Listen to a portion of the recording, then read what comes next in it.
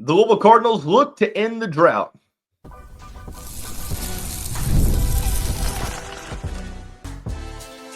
You are Locked On Louisville, your daily podcast on the Louisville Cardinals. Part of the Locked On Podcast Network, your team every day. Card Nation, what's going on, everyone? Welcome into this Tuesday edition of the Locked On Louisville podcast. I'm your host, Dalton Pence. This is my fifth year covering the University of Louisville, third year hosting this show, and I want to take the time to personally thank you all for making us your first listen of the day. Just a reminder, the Locked On Louisville podcast is free and available on all streaming services 5 days a week. Your team every day. This episode is brought to you by the all-new 2025 Nissan Armada. Stay with us for the Armada Team of the Week later on in the episode. Louisville and Creighton will face off in the first game of the 2025 NCAA Tournament, the first time that the Cardinals have been in the Big Dance since 2019, and this is an opportunity for Louisville to get their first tournament victory since 2017. Almost a full decade of having not been victorious in the NCAA Tournament. We'll discuss the storylines, the expectations from the fans, and the expectations nationally for this team. We'll go to the football side where Jeff Brohm and company picked up a commitment from the number one prospect in the Bluegrass State. And then to conclude the show, we'll react to the women's basketball tournament draw, the main storylines there, because there are some pretty notable ones, and discuss the path for Jeff Walls' team to try to get to the Final Four. So a lot of good stuff on the show today. If you can't tell already, voice sounds a little bit different. We talk about how from December to March, my sinuses are just brutal. March is my favorite time of the year because college basketball, NCAA tournament time, but it also, in the same regard, is my least favorite time because there's just a small stretch in March every year where my allergies and sinuses hit me in the face, and there's really nothing I can do about it outside of just weather the storm. So I'm operating with about 65 to 70% of a voice. If it sounds like my voice is deeper, that's by design to try to eliminate how much it will crack and break. I'm not going to go full-on Jim Boeheim and suck on a cough drop during the broadcast, I promise, but I might take a couple of sips of water, so please bear with me. It's going to be a good show today. I know that everyone is still frustrated with the tournament seeding. We've had a couple days to sort of marinate on the NCAA Tournament Committee screwing Louisville and giving them an 8 seed, which they probably should have been a 5 or a 6, but nonetheless, it is what it is. The only thing you can do now is handle business in front of you and control what you can control. So we're officially going to get out of the complaining phase to looking at this matchup. And the best way to do that is to look at the main storylines, to look at the expectations for this team from the fan base, but also from the national point of view. The main storyline here for the Cardinals is that Pat Kelsey's team is looking to end an almost full decade drought of having not won a tournament game. The last tournament win that Louisville has had in the Big Dance, you had to go back to 2017 when Donovan Mitchell was rocking a Cardinals uniform and they beat Jacksonville State in the first round of the 2017 tournament in the 2-15 matchup. That's how long ago it has been. Now, this program hasn't been back to the Big Dance since 2019, but they lost that first game in the 7-10 matchup against Minnesota.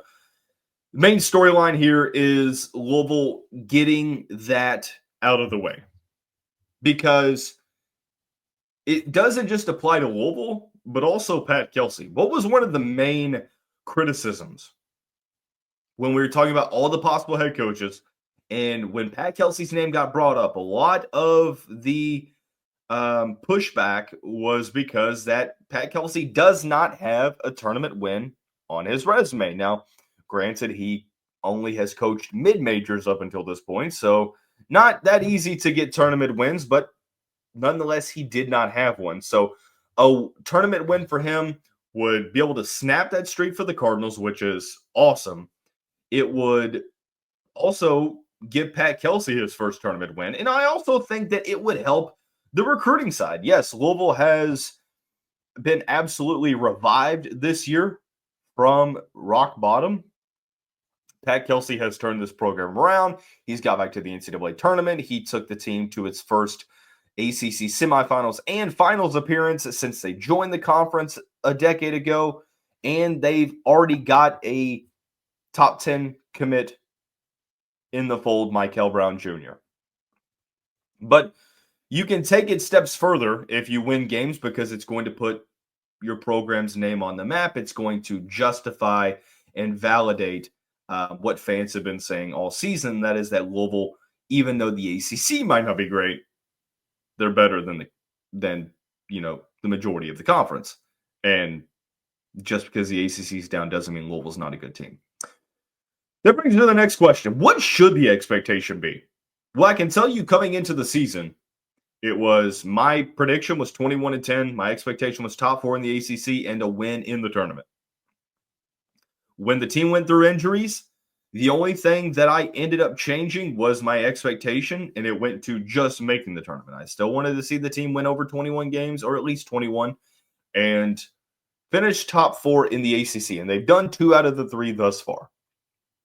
What I really didn't account for was Louisville being disrespectfully underseeded. Louisville is top 10 in the final AP poll. All of the metrics out there suggest that this should be a team that is no lower than a 6 seed, but here we are. The one committee that disagrees, unfortunately, is the ultimate deciding committee. So should you be expected to win a game against a tougher first-round opponent? I think that, put it this way, if Louisville, at this point, it's just icing on the cake for me. Like, if Louisville loses to Creighton, it's going to sting less than losing to an 11 or 12 seed. Because you're going to be favored, I feel like, by a decent amount as a 6 versus 11 or 5 versus a 12. Usually. I mean, sometimes that's not the case. But in Louisville's case, I do think it would have been. If you lose to Creighton, it would suck. I'd be angry. But it's not going to put a damper on the season because the NCAA Tournament Committee completely screwed Louisville. Now, I am okay with just making the tournament this year, as a good amount of fans are. I sort of expect Louisville to win. That's just me seeing that Louisville, it goes back to the whole point of that if you're a higher seed than the team you're playing, especially if you're playing right down the road, so it's almost going to be a home game for you, and you sort of got underseeded to where you probably should be a 5 or 6, I'm okay with if you expect Louisville to win a game, if you were just okay with them making the tournament. I think the Cardinals are sort of playing with house money here, but of course we want to see them make the run as well. Now, nationally, though, this is where I kind of want to look at this. Because nationally, whether it's fair or not, you caught the country's eye because you were the biggest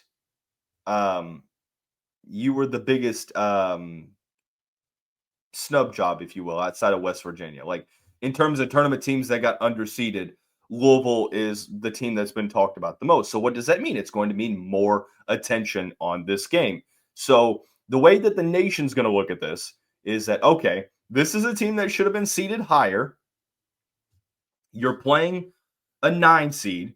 You're playing them in Rupp Arena, about an hour and 15 minutes east of Louisville. It's going to be a home game.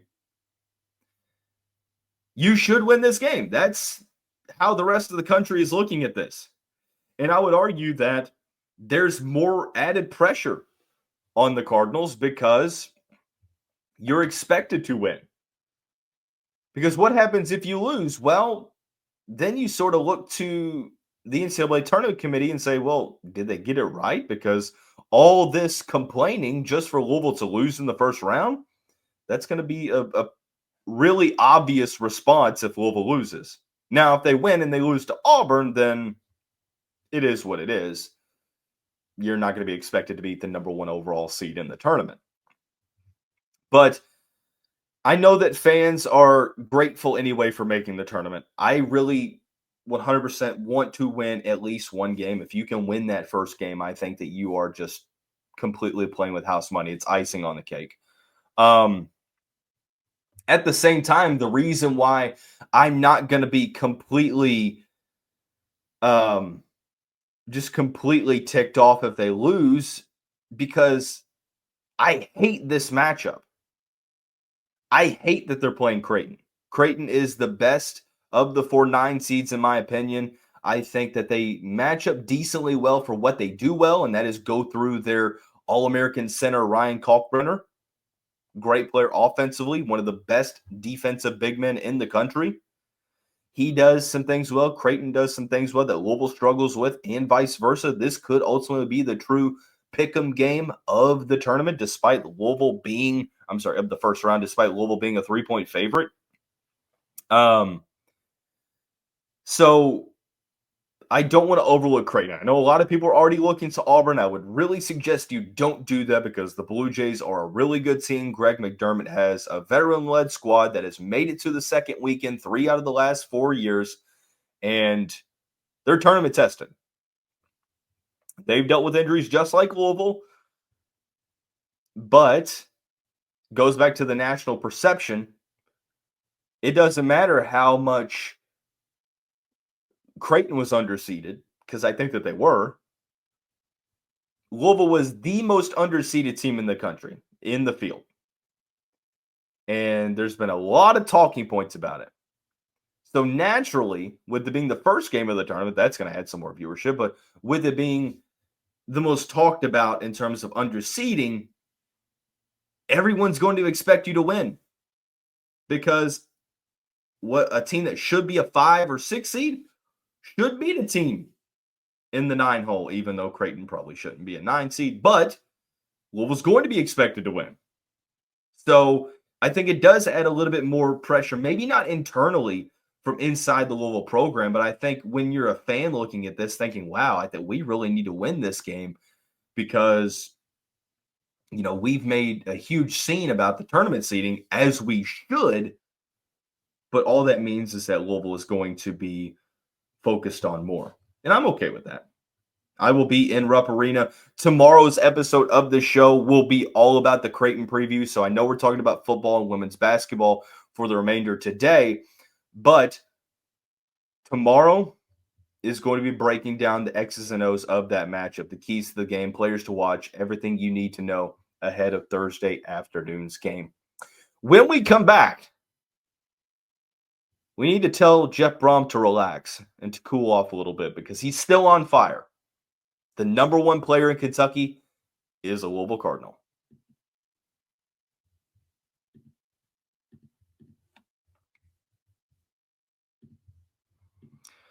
The Armada Team of the Week is brought to you by our friends at Nissan and the all-new Nissan Armada. Each week, our Locked On College basketball experts are picking one team that stands apart. This week's Armada and clear-cut Team of the Week is the Florida Gators. The Gators, led by Walter Clayton, 17 points a game, just dominated the SEC tournament, winning each game by at least 9 points. Not only did the Gators grab the 4th number 1 seed, but they are the nation's most efficient offense. When it comes to the Nissan Armada, they say go forth and conquer, and that's exactly what the Florida Gators have done here. It's clear that our Team of the Week is out here ready to conquer the roads ahead with confidence, just like you can in the all-new Nissan Armada or any of Nissan's outstanding vehicles. Take the Nissan Armada, Rogue, or Pathfinder and go find your next big adventure. Shop NissanUSA.com. And before we get into the next segment, I want to take the time to tell you about our friends over at Fabric. Life moves fast, especially when you have a family. One day you're watching your kids take their first steps, and before you know it, they're off to college. That's why securing their future is so important. Fabric by Gerber Life makes it simple to get term life insurance that fits your family needs. With Fabric, you can apply for term life insurance online right from your couch. You could be covered in under 10 minutes, and in many cases, no health exam is required. It also offers free digital wills and access to investment accounts to help you plan for your children's future. Join the thousands of parents who trust Fabric to help protect their families. Apply today in just minutes at meetfabric.com/lockedoncollege. That's meetfabric.com/lockedoncollege. Policies issued by Western Southern Life Insurance Company. Not available in certain states. Prices subject to underwriting and health questions.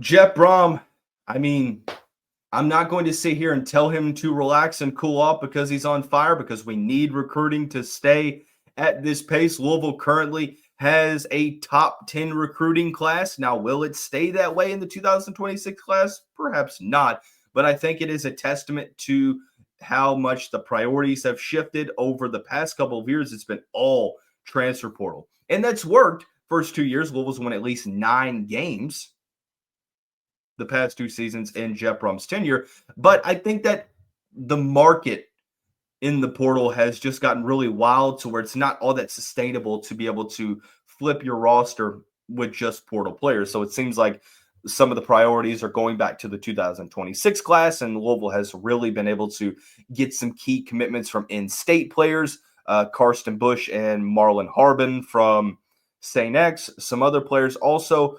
But the main one that I was looking at and wondering whether or not Louisville could beat out some Big Ten teams is Evan Hampton. Hampton plays for Owensboro High School, 4-star player, 333rd best player in the country, according to the 24/7 Sports Composite, 26th best running back, and number 1 player in the state of Kentucky. Currently, the Cardinals have 3 top 5 to 6 players in the state. It's completely wild, but it just goes to prove a point that when Jeff Brohm was hired, you could just 100% guarantee that local recruiting was going to be better. And it was immediately and continues to be. The 6-foot running back that weighs 207 pounds had just over 1,600 yards this year, 24 touchdowns as a junior. Got him all-state honors. Now, when you watch the film, you have to question, yes, the state of Kentucky isn't as talented as Florida, Georgia, Texas, California, the recruiting hotbed states. Kentucky's not really known for producing a ton of high-end talent, so the level of competition has to come into play. But one thing that I look at to sort of offset that or really get a glimpse as to how good this player is looking at the offer sheet. And Hampton has over 30 offers. I'm going to read a couple of them off to you. Arkansas, Cincinnati, Indiana, Michigan, Minnesota, Kentucky, Missouri, NC State, North Carolina, Penn State, Stanford, TCU, Syracuse, Vanderbilt, Virginia Tech, West Virginia, and Wisconsin. Hampton had just visited Michigan. Seemed like Michigan and Minnesota were trying to get really involved here, but I am more impressed that Louisville was able to beat out Indiana and Coach Kurt Cignetti for Evan Hampton, because Cignetti has been recruiting at a really high level. Indiana has been on this completely insane trajectory level, and good for the Hoosiers. But for Louisville to get this recruiting victory in state, but also over Big Ten opposition, I think it looks really good in their class. And Hampton currently is the top ranked player in the Cardinals class. When you watch him play, there's not really many glaring weaknesses. The only thing you don't see a ton of is a ton of pass catching reps. I don't know if that's just, sometimes high school offenses don't really utilize running backs out of the backfield as receivers. But with the ball in his arms, he's dynamic. The second level speed, the burst through the line of scrimmage, that athleticism. You watch the tape and he obviously jumps off of the screen, is able to, once he hits that hole, he's gone. 24 touchdowns, 1,600 yards speaks to that. The burst is great. One thing that I really, really enjoy watching from him is his vision. Does a good job of picking the right gap to go through. He's shifty and agile, but as much as he is fast in the open field, he's quick in terms of lateral movement. So that's where the shiftiness comes in. He's got good balance and being able to stay up after contact. So, I mean, we're talking about a player. And look, Louisville is a place where you just saw two guys, Isaac Brown and Duke Watson, have really good 1A, 1B seasons. It's an offensive-friendly scheme that you'd be going into. And it's kind of like if you're a running back and you look at who Louisville has put into the league and who they've had have a good amount of success over the years. I mean, let's go back to the past 5 years. Javian Hawkins, Jawar Jordan, Isaac Garendo, Isaac Brown, Duke Watson, many more. So if you're a top running back, I think this is a place where, you know, you can make a lot of stuff happen for you professionally, but also have a ton of success on the field. And I won't really worry about running back recruiting with Chris Barclay as the position coach at Louisville. But this is a next level commitment. Like, there are really good players in the state, and then there are like the cream of the crop elite level prospects. And I think that Evan Hampton, who is continuing to rise in the rankings, I think he's an elite level guy. I think he's a top 250 player. I would have a hard time believing that there are 25 better running backs in the country than Hampton. And I think he's going to prove that with a solid senior season. So really good commitment here for Louisville. It's been a great past couple of weeks for recruiting for the Louisville football program. When we come back, we're going to react to the women's basketball tournament draw. The storylines are never ending. And one storyline felt so forced because we didn't get it last year that, hey, we're going to get it this year. You know what it is, and we'll break it down when we come back on the final segment of this Tuesday edition of the Locked On Louisville podcast.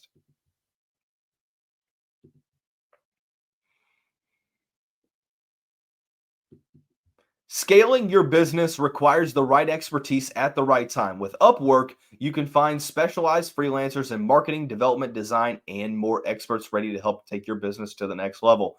Upwork gives businesses flexibility by connecting them with top freelance talent across multiple industries, including IT, AI, web development, and marketing. If you need help with a marketing campaign, Upwork can connect you with a freelance expert who delivered incredible results. Visit Upwork.com right now and post your job for free. That's UPWORK.com, Upwork.com to connect with top talent and grow your business today.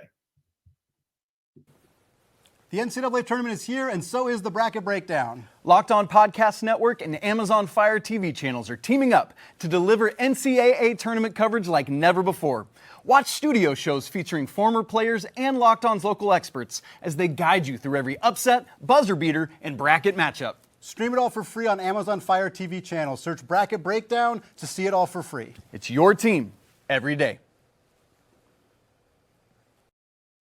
Be sure to check it out. Bracket Breakdown. Louisville back in the tournament for the first time since 2019. But also, the NCAA women's tournament bracket was revealed on Sunday evening. I said on the next episode we would give our reaction to this tournament path for Jeff Walz's team. And the first matchup, Louisville did get the 7 seed in the Region 3 Birmingham side. They are the 7 seed playing against Nebraska as the 10. And my initial thought is, I think I like this matchup. Nebraska's not going to be an easy team to go up against, but 21-11, I feel like Louisville does match up well against them. Alexis Markowski and Natalie Potts, the two players to watch for there.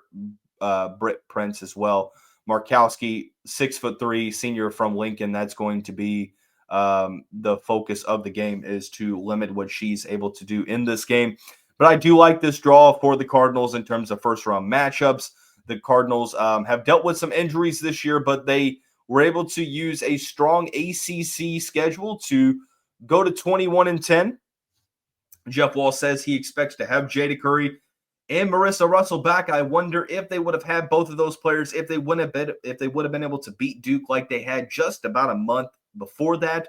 So Louisville gets the 7 seed, and like I said, no shortage of storylines. Jeff Walz was an assistant coach at Nebraska at one point before taking the Louisville job.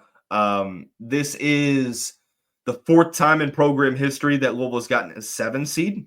I think the last time was 2012, in which they made a run during that tournament. The main storyline here is they tried to force it last year. LSU Louisville last year, Louisville ended up losing the first round. Jeff Walz did point out that he believes his team is using this as extra motivation. It's the first time that his team had lost in a first round in the tournament in his tenure at Louisville. It's not a good first, but something that they're looking to respond to and make a much further run this year. But the Louisville versus Hailey Van Lith possibility is alive once again in the second round.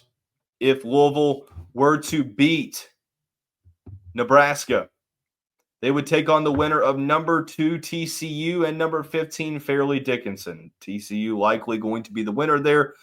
The 31-3 Horned Frogs did not lose a single game in Big 12 tournament play. I'm sorry. They're 16-2 in conference. Like, why did it say they were 19-0? That didn't make any sense.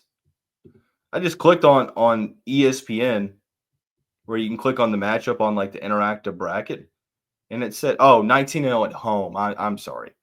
19-0 home, so Louisville would have to snap that streak. But TCU won the regular season title for the Big 12.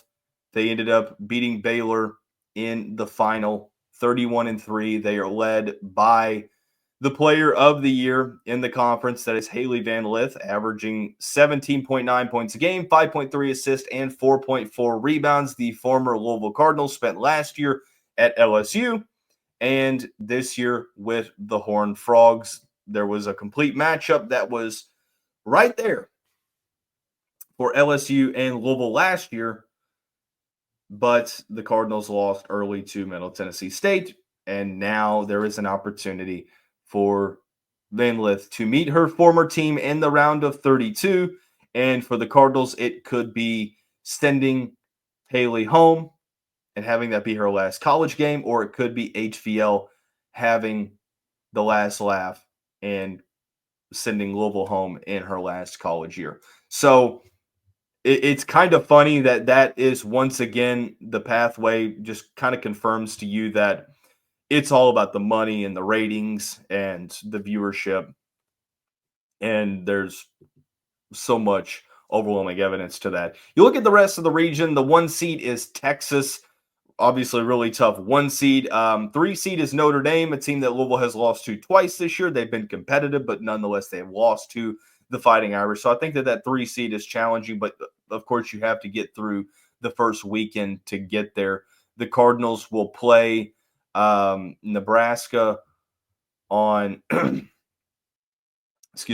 on the 21st at 6 o'clock. The 21st is on Friday, so they'll play 6 o'clock down in Fort Worth. So hoping that when we come back from the weekend, we're able to talk about Louisville getting to the second weekend. That is going to wrap up this Tuesday edition of the show. Thank you for being patient with my lack of a voice today. When we come back tomorrow, it's all about previewing the upcoming matchup against Creighton. Everything you need to know, the X's and O's, players to watch, keys to the game, and much more. Everyone have a great day. We'll see you right back here tomorrow.